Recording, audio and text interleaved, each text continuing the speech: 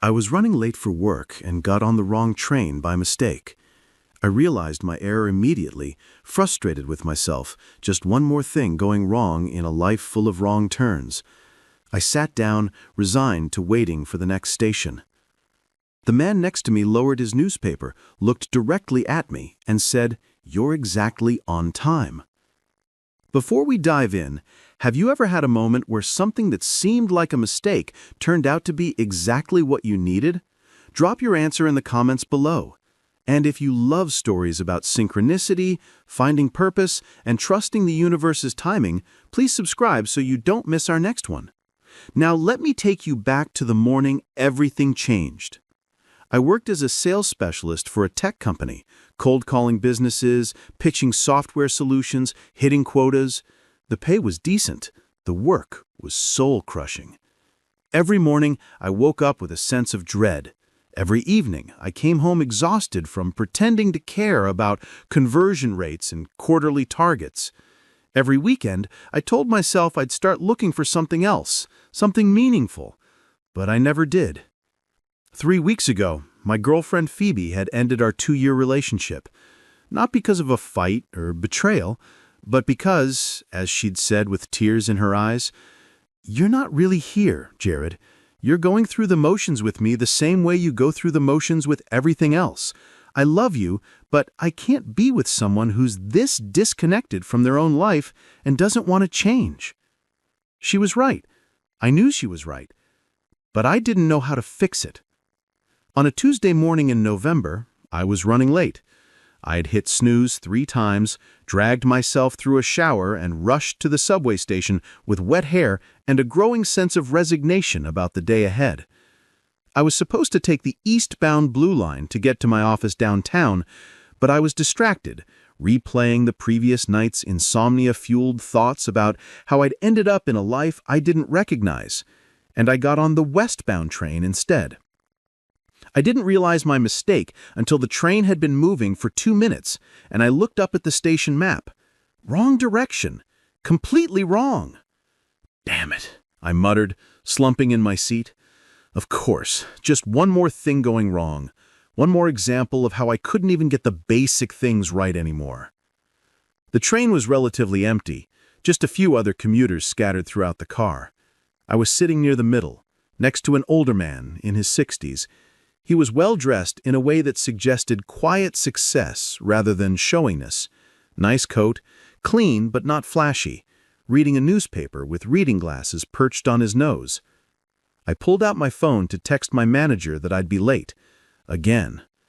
As I was typing, the man next to me lowered his newspaper and spoke. "You're exactly on time." I looked up, confused. "Excuse me?" He was looking directly at me, with an expression that was both kind and knowing. "You think you got on the wrong train, but you didn't." I blinked. "I'm sorry, do I know you?" "No, but I know you."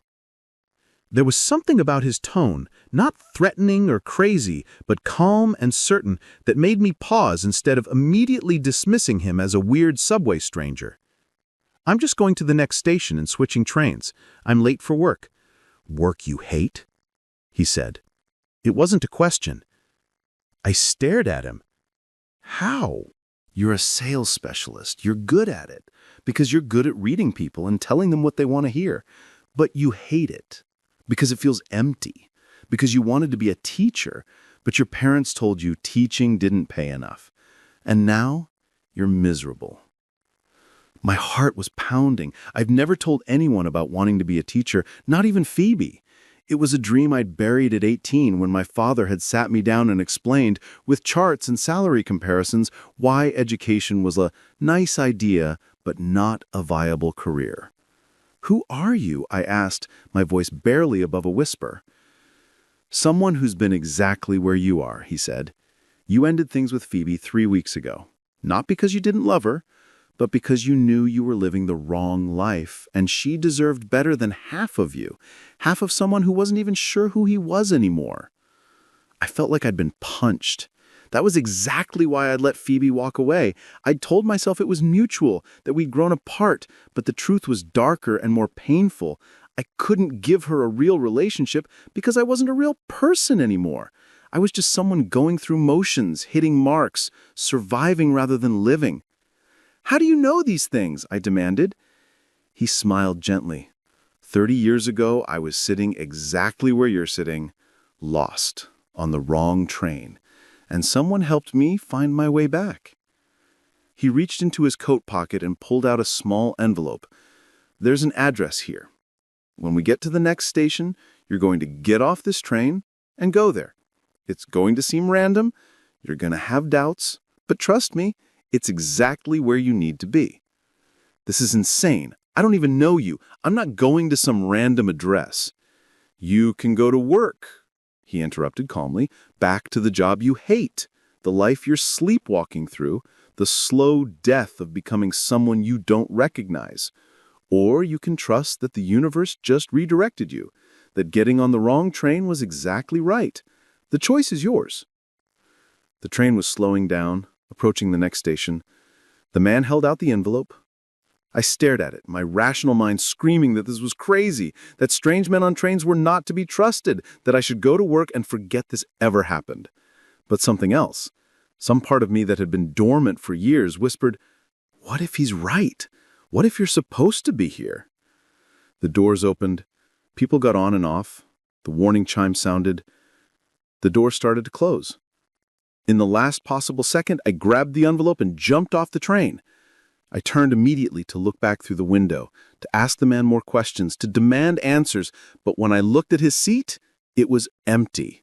Completely empty. He was gone. But that was impossible. The train hadn't moved yet. He couldn't have gotten off. I would have seen him. He couldn't have moved to another car in the split second I'd turned away. Yet the seat was empty, as if he'd never been there at all. I stood on the platform, heart racing, holding the envelope. Around me, commuters hurried past, completely normal, completely unaware that something impossible had just happened. With shaking hands, I opened the envelope. Inside was a single piece of paper with an address written in careful, old-fashioned handwriting. Northwood Community Center, 847 Jefferson Street. Ask for Kendra. She's expecting you. Below the address was a single additional line. "You're a teacher. Stop pretending you're not." I stared at the paper for a long time. Every rational part of my brain said this was insane. I should throw away the paper, get on the next train, go to work, forget this bizarre encounter. But I couldn't, because everything the man had said was true. Because I was a teacher, or I was supposed to be, and I'd spent 10 years pretending I wasn't. Because something about this moment felt like the universe had just cracked open and shown me a door I didn't know existed. I pulled out my phone and typed the address into Google Maps. Northwood Community Center was in a neighborhood I'd never been to, about 30 minutes away by subway and bus. A community center I'd never heard of. I texted my manager.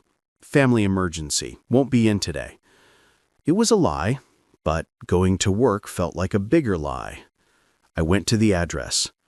The Northwood Community Center was a modest 2-story building in a quiet residential neighborhood. It looked like it had been there for decades, brick facade, well-maintained but clearly operating on a tight budget. A sign out front listed various programs, ESL classes, job training, youth programs, adult education. I stood outside for a full 5 minutes, second-guessing myself. This was crazy. I was crazy. I should turn around, go home, pretend this morning never happened. But I pushed open the door. Inside was a small reception area with worn but clean furniture and bulletin boards covered in community announcements. A woman in her 40s sat at the front desk, typing on a computer. "Can I help you?" she asked, looking up with a friendly smile. "I'm looking for Kendra," I said, my voice uncertain. "Kendra Franklin? She's in room 3.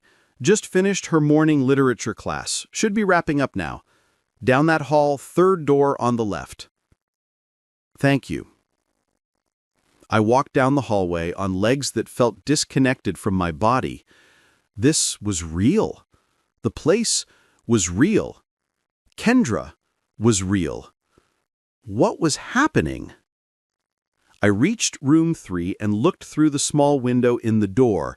Inside, a woman in her 50s was talking to a small group of adults, maybe 8 people of various ages, who were seated at tables with books and papers in front of them. The class appeared to be ending. People were packing up, thanking her, heading for the door. I stepped back as the students filed out, nodding politely as they passed. Then the woman inside, Kendra presumably, looked up and saw me through the window. She smiled and waved me in. "Can I help you?" "Are you Kendra Franklin?" "I am. And you are?" "Jared Slater. Someone told me to come here, to ask for you. They said you were expecting me?" Kendra's expression shifted from friendly to curious. "Expecting you? I'm sorry, I think there might be some confusion. I wasn't expecting anyone today." I pulled out the paper, showed her the address. "Someone gave me this. On the train. He said you were expecting me." Kendra took the paper, studied it, her brow furrowed. "This is my handwriting, but I didn't write this. At least I don't remember." She paused, looked at me more carefully. "Are you a teacher?" "No. I mean, I wanted to be, but I'm in sales now. Software sales." "But you wanted to teach," Kendra said, not a question, but a statement. "Yes, I even took some classes in college, but you have that look, the look of someone who's doing the wrong work." She gestured to the now empty classroom. "This is our adult literacy and education program. We teach reading, writing, basic math, GED preparation. It's all volunteer-based. We can't pay much, just a small stipend for coordinators. But we're always desperately short on teachers, especially teachers who actually care." Something in my chest tightened. "I don't understand. Who sent me here? The man on the train. How did he know about you?" Kendra shook her head slowly. "I have no idea. But Jared, I learned a long time ago not to question coincidences. You're here. We need help. You wanted to be a teacher. Maybe that's all that matters." "I haven't taught anything in years. I wouldn't even know where to start." "Our next session is tomorrow evening, 6 p.m. Come observe, see what we do, see if it feels right. If it doesn't, you walk away and chalk this up to a strange morning. If it does," she smiled, "well, then maybe the person on the train knew what they were talking about." I stood there, overwhelmed. "Okay, tomorrow at 6, I'll be here." "Good. I'll see you then." I left the community center in a daze and somehow made it home, though I barely remembered the journey. I spent the rest of the day sitting on my couch, staring at the address on the paper, trying to make sense of what had happened. A stranger who knew impossible things about my life, an address that led to exactly the kind of opportunity I'd been unconsciously wanting, a woman who seemed unsurprised by the bizarre circumstances. None of it made rational sense, but emotionally, spiritually, it felt like the first thing that had made sense in years. The next evening, I went back to the Northwood Community Center. Kendra introduced me to the program, adults ranging from their 20s to their 60s, all working to improve their reading and writing skills, some preparing for their GED, others just trying to gain confidence with literacy. I sat in the back of the room and watched Kendra teach. She was patient, encouraging, completely focused on her students' success, and I felt something I hadn't felt in years: envy. Not of her skills, but of her purpose. After the class, Kendra asked, "What did you think?" "I think I want to help." "Can you come back Saturday morning? We have a full day of classes. You could assist, work one-on-one with some of the students who need extra support, see if teaching feels like you remember." I went home that night and called in sick to work for the rest of the week. It was irresponsible and probably risked my job, but I didn't care. For the first time in years, I had something I actually wanted to do. I studied all week, remembering things that were left behind long ago, preparing myself to assist students in the learning journey. Saturday morning, I returned to the center.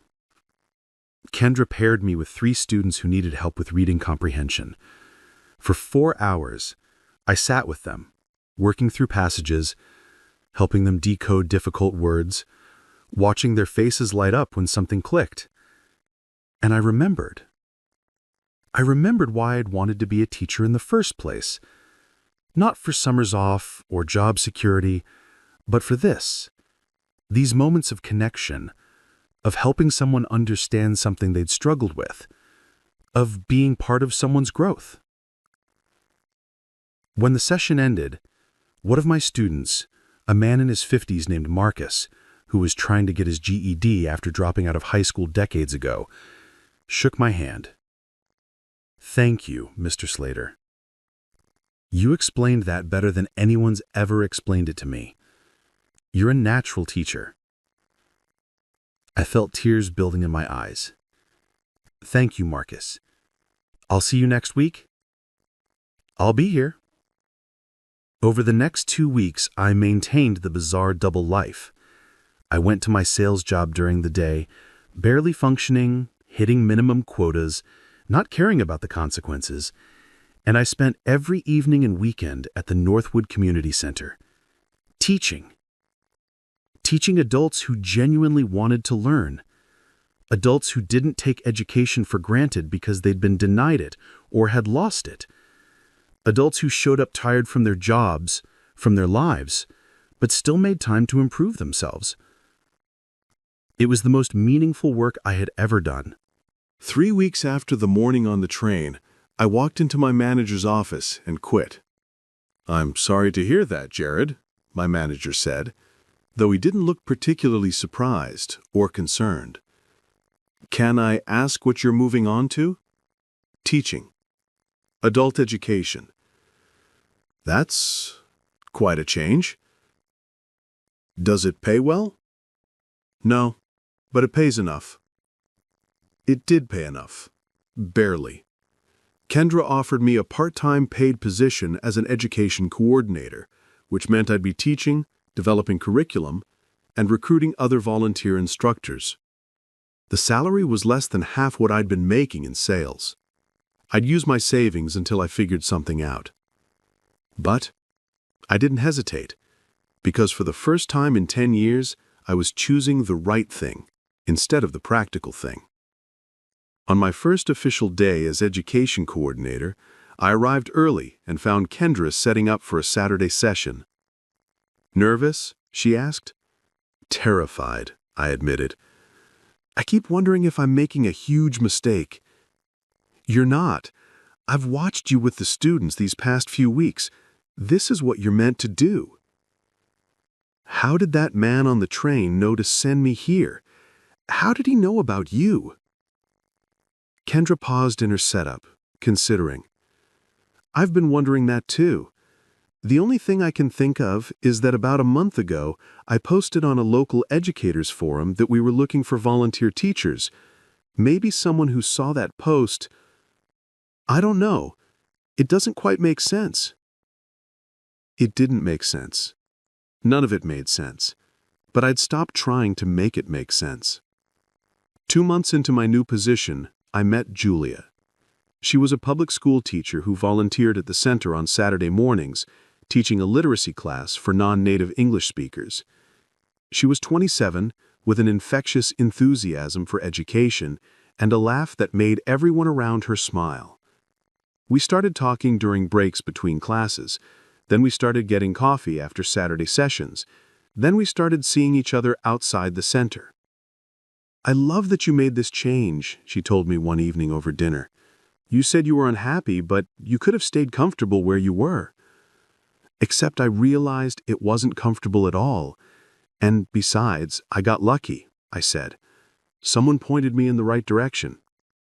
"That's not luck," Julia said firmly. "That's courage.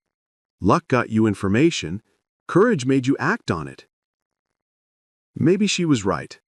Maybe the man on the train had just provided information I could have found myself if I'd been looking. Maybe I'd given him too much credit for what was ultimately my own decision. But I didn't really believe that.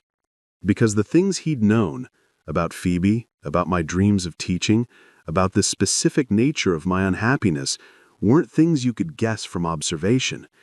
They were things you could only know if you'd lived them yourself. 6 months after the morning I got on the wrong train, I was sitting in a coffee shop near the Northwood Community Center, reviewing lesson plans for the following week. I was genuinely happy. Not perfect. I struggled with money, worried about my students, questioned my decisions sometimes, but I was alive in a way I hadn't been in years. I looked up from my laptop and saw him, the man from the train, standing in line to order coffee, looking exactly as he had that morning. Same coat, same calm demeanor, as if no time had passed at all. I shot out of my seat and crossed the coffee shop in 4 long strides. "You! I've been hoping I'd see you again." He turned, smiled, as if he'd been expecting me. "Hello, Jared. You look well." "How did you know? How did you know about the Northwood Community Center? About Kendra? How did you know that that was where I needed to be?" He collected his coffee from the barista, gestured to an empty table. We sat. "Because 30 years ago," he began, "I was exactly where you were. Lost. Miserable. On the wrong train, literally. And a stranger sat next to me and told me things about my life I'd never told anyone. And he gave me an address that changed everything." "So you're passing it forward," I said. "Paying it forward, or whatever." "Something like it. When I see someone at the right moment of change, at the intersection of wrong train and right timing, I help redirect them. Not everyone, mind you, only the ones who are ready to see, the ones who've reached the point where they'll actually get off the train instead of dismissing me as crazy." "But how did you know those things about me? About Phoebe? About wanting to be a teacher?" He smiled. "I pay very close attention. Your face that morning showed everything. The misery, the sense of being trapped in the wrong life. People who were that unhappy in their careers usually wanted to do something else. People who were lost tend to lose their relationships too." "And the Northwood Community Center? How did you know about Kendra?" "I've known Kendra for 25 years. She was one of my students when I taught adult education in another city. She started her own program years ago. I know she's always looking for teachers who actually care, and I know she has a gift for seeing potential in people. So when I saw you that morning, I knew exactly where to send you." It was a rational explanation, but there was still something unexplainable about it. The way he knew so many details, the way he'd vanished from the train, the way he'd known exactly the right words to say. The timing had been so perfectly, impossibly precise. "The address?" I said. "The note was in Kendra's handwriting. How did you get that?" He smiled mysteriously. "Some things are better left as mysteries, don't you think?" "Are you going to tell me your name?" "Does it matter? You don't need me anymore, Jared. You found your way." "But I want to thank you. You changed my life." "You changed your life. I just pointed you toward a door. You're the one who had the courage to walk through it." He stood up, preparing to leave. "One day, you'll do the same for someone else. You'll see someone at the right moment on the wrong train, and you'll know exactly what to say. And you'll pass it forward." "How will I know? How will I know who needs help?" "You'll know," he said simply. "Trust me, you'll know." He walked out of the coffee shop, and I didn't follow. The magic was in the moment, in the life arranging circumstances so perfectly that change became possible for someone who was ready. I went back to my laptop, back to my lesson plans, back to the life I'd built from the ruins of the life I'd been living. 2 years later, I was on the train. The same line where this had all started, though now I rode it by choice rather than obligation, heading to the community center for an evening class. A young woman got on at one of the stops, looking frustrated and defeated. She checked her phone, cursed quietly under her breath, and I heard her mutter, "Wrong train, perfect, just perfect." She sat down across from me, slumped in her seat with the particular posture of someone who's given up. And I looked at her, really looked at her, and saw something familiar. The misery, the sense of being trapped in the wrong life, the quiet desperation of someone living a life that didn't fit. Before I could second-guess myself, before I could talk myself out of it, I moved to sit next to her. She looked up, startled and slightly defensive. I smiled gently and said the words that had been said to me 2 years ago. "You're exactly on time." She blinked. "What?" "You think you got on the wrong train, but you didn't." And I saw it in her face, the same confusion and curiosity I'd felt, the same flicker of hope that maybe, just maybe, something was about to change. I reached into my bag and pulled out a piece of paper I'd been carrying for weeks without knowing why. On it, I wrote an address, not the Northwood Community Center, but somewhere else, somewhere I knew she needed to be based on what I saw in her face, in her posture, in the specific quality of her unhappiness. "When we get to the next station," I said, handing her the paper, "you're going to get off this train and go here. It's going to seem random. You're going to have doubts. But trust me, it's exactly where you need to be." The train was slowing down. The woman stared at the paper, at me, clearly torn between thinking I was insane and desperately wanting to believe I was right. The doors opened. She hesitated. Then, in the last possible second, she stood and walked off the train. I watched through the window as she stood on the platform, looking at the paper, looking back at the train with questions in her eyes. But when she looked for me in my seat, I'd already moved. I was at the other end of the car, disappearing into the crowd of passengers, becoming invisible. Let her wonder, let her question, let her stand at that crossroads between the life she's living and the life she could live. Because that's how it works, that's how change happens. Not through answers, but through perfectly timed questions, through wrong trains that are actually right, through strangers who appear exactly when needed and disappear before they can be explained. The universe doesn't give us what we want. It gives us what we need, disguised as mistakes, as accidents, as wrong turns that lead us exactly where we're supposed to be.